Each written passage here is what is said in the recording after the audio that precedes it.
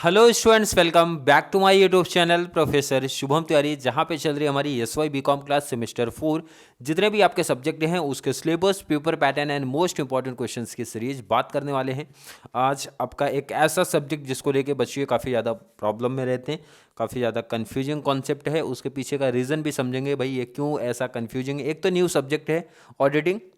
तो देखो, इसमें सबसे बेस्ट स्कोर करने के लिए सबसे पहले आपको सिलेबस इनका क्या है, पेपर पैटर्न क्या है, उसकी एक अच्छी इन्फॉर्मेशन आपको होनी चाहिए।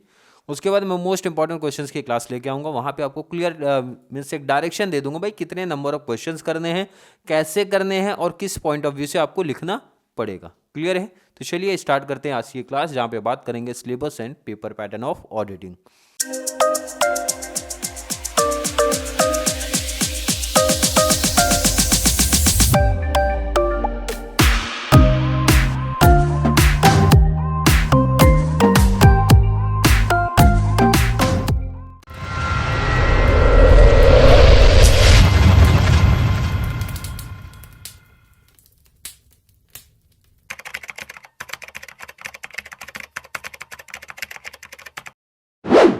चलिए इनके सिलेबस की जब बात करते हैं, यूनिट 1 मैंने क्लियर कर दिया भाई, हर एक टॉपिक आपको डिटेल में बताऊंगा, जो कि आपके आई थिंक पूरा बुक में आपको काउंट करने में काफ़ी दिक्कत हो रही होगी। यूनिट 1 जो है इनके बेसिक पार्ट की बात करता है, मतलब इंट्रोडक्शन की बात कर रहे हैं, बट इनमें काफ़ी डिटेल्स आपको देखने मिलेगी। जैसे अगर यूनिट 1 को अगर हम डिवाइड करते हैं भाई, 4 पार्ट में आपको डिवाइड दिखेगा।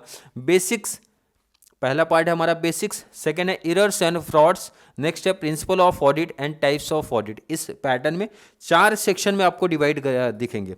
अब बगल में मैंने लिख के रखा भाई नंबर ऑफ क्वेश्चंस। अब इससे आप काउंट कर लेना सबसे ज़्यादा टेंशन में बच्चे क्यों हैं, या सबसे ज़्यादा प्रॉब्लम में क्या कॉन्सेप्ट लेके आ रहा है। भाई बेसिक्स में 4 क्वेश्चन दिए गए हैं, एरर्स एंड फ्रॉड से रिलेटेड 10 क्वेश्चन बन गए, प्रिंसिपल ऑफ ऑडिट को लेके 6 क्वेश्चन बन रहे हैं, एंड टाइप्स ऑफ ऑडिटिंग के अंदर 10 है। मतलब जब हर एक टाइप्स ऑफ ऑडिट करोगे, कुछ बच्चों को कन्फ्यूजन होगा सर 10 क्वेश्चन कैसे लिए हैं।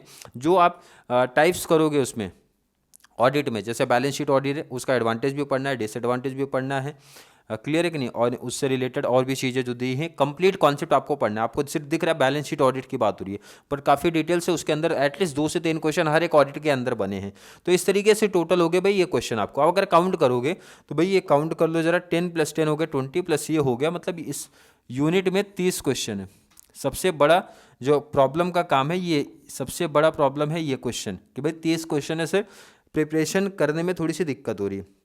मनन प्रकाशन मेरे पास यहाँ पे सामने है, तो मनन प्रकाशन से स्पेशली जो बच्चे पढ़ रहे होंगे तो उनको और ज़्यादा कन्फ्यूजन है भाई। एक तो नया सब्जेक्ट है सर, बहुत ज़्यादा डिटेल्स हमें पता नहीं है, किस टाइप से प्रेजेंटेशन करना है, कितने लिखने हैं, क्या डिटेल्स है, मतलब कन्फ्यूजन कॉन्सेप्ट उनके लिए काफ़ी निकल के आते हैं। और जब नंबर ऑफ क्वेश्चंस की बात करते हैं वहाँ पर और टेंशन उनका बढ़ जाएगा।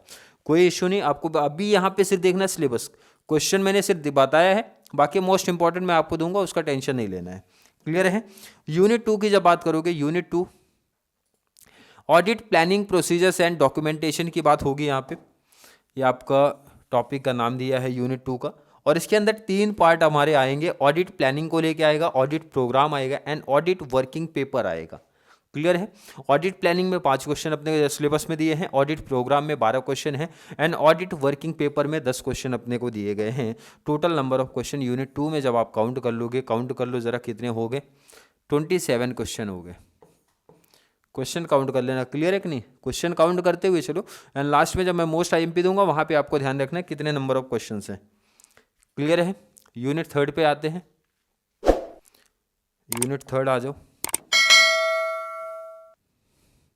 Audit techniques and internal audit introduction. Internal audit का थोड़ा सा इंट्रोडक्शन पार्ट अपने को दिया गया सिलेबस में। इसमें 4 पार्ट अपने को देखने मिलेंगे। एक तो टेस्ट चेक का कॉन्सेप्ट है, ऑडिट सैम्पलिंग है, internal control and internal audit. 2 topic हमारे ऐसे हैं जो कि मोस्ट आईएमपी वाले हैं, ये वाले। बट नंबर ऑफ क्वेश्चंस भी जरा यहाँ पे देख लो भाई, 12 है, 10 है, 17 है, 8 है, कुछ इस पैटर्न में है। काउंट कर लो कितने हो गए, जरा इनको काउंट करो। ये हो गए 10 + 10 20, तो और 10 हो गए 30, 39 39 + 8 कितना हो गया, एटलीस्ट 39 + 8 अगर करोगे 47 क्वेश्चंस हो गए। सबसे बड़ी प्रॉब्लम तो यही आ रही है सर, इतने क्वेश्चंस की तैयारी, इतने क्वेश्चंस की प्रैक्टिस, इतने क्वेश्चन याद कैसे होंगे, इतने क्वेश्चन समझ में कैसे आएंगे। सबसे बड़ा कन्फ्यूजन बच्चों को यही है। मैंने बोला सिलेबस पे ध्यान रखो, इंपॉर्टेंट का टेंशन आप छोड़ दो, मेरे ऊपर रखो। अब ध्यान रखना यहाँ पे कन्फ्यूजन भी है कुछ बच्चों को कि सर हमारे टॉपिक में 4 चैप्टर है कि 5 है भाई। मनन प्रकाशनक फॉलो करो या कोई भी प्रकाशन, आप समझ लो भाई क्या डिवाइड किया, कंफ्यूजन नहीं करना है। जब ऑडिटिंग टेक्निक्स की बात करते हैं, वाउचिंग एंड वेरिफिकेशन, अब हुआ क्या, यूनिट तो एक ही है, वो यूनिट के अंदर दो चीजें हमारी हैं, वाउचिंग है, वेरिफिकेशन है। तो क्या हुआ है भाई, और यूनिट तो सेम है, बट जब आगे चैप्टर डिवाइड करते हैं ना, तो इसको चैप्टर 4 नाम दे दिया है, इसको 5 कहीं कहीं दे दिया है।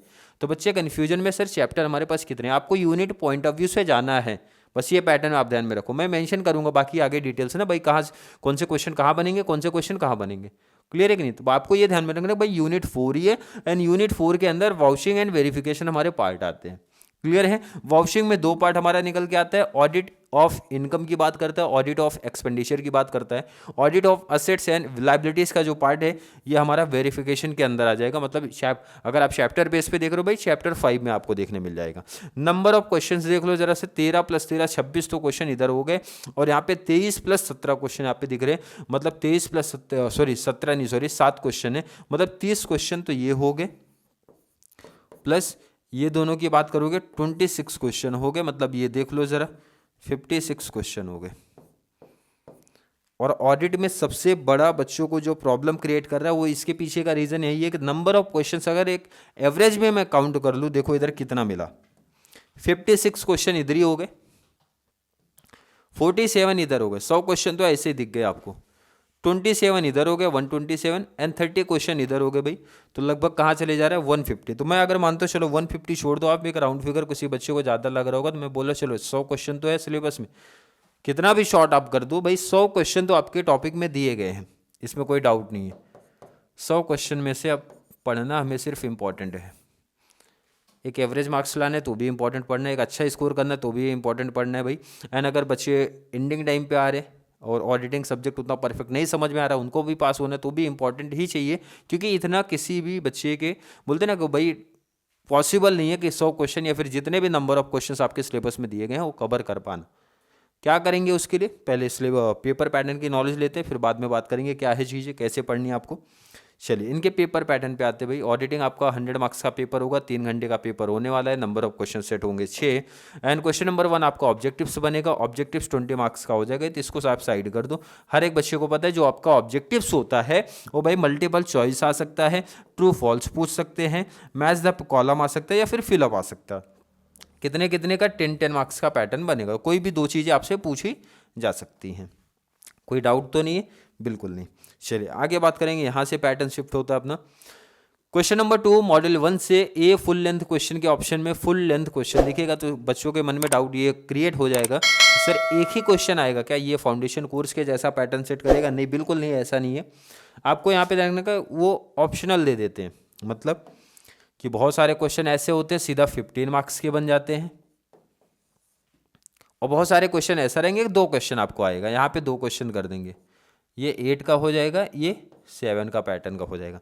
मतलब दोनों चीज़ें पॉसिबल है, 15 के भी क्वेश्चंस आएंगे, कोई दिक्कत नहीं, कोई कन्फ्यूजन नहीं, आ सकता है, और आया भी है, प्रीवियस ईयर पेपर में आया भी है, और 8-7 का पैटर्न भी शिफ्ट होता है। तो आपको बस ये ध्यान में रखना, फुल लेंथ के ऑप्शन में फुल लेंथ, मतलब अपने को अगर ये यहाँ से कवर किया भाई, ये 15 कवर कर लो या फिर ये कवर कर लो, ये चीज़ माइंड में सेट होनी चाहिए, क्लियर है कि नहीं।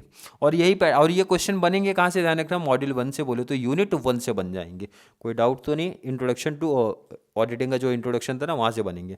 नेक्स्ट अपना मॉड्यूल 2 से बनेगा क्वेश्चन नंबर 3, यही सेम पैटर्न की बात कर रहे हैं, ए ऑप्शन में बी।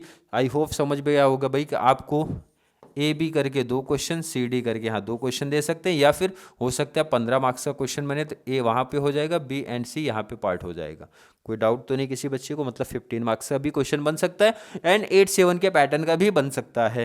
क्वेश्चन नंबर 4 कहाँ से पूछा जाएगा, मॉड्यूल 3 से पूछा जाएगा, सेम वही पैटर्न बता रहे भाई, ए बी, ए कवर कर लो अदरवाइज बी कवर कर लो, 2 क्वेश्चन का कॉम्बिनेशन बना, मान के चलो इधर पे ए बी बना और यहाँ पे सी डी बना, तो ध्यान रखना आप ए बी कवर करोगे अदरवाइज सी डी कवर करोगे, यही पैटर्न चलेगा, इतना माइंड में सेटअप कर लेना आप।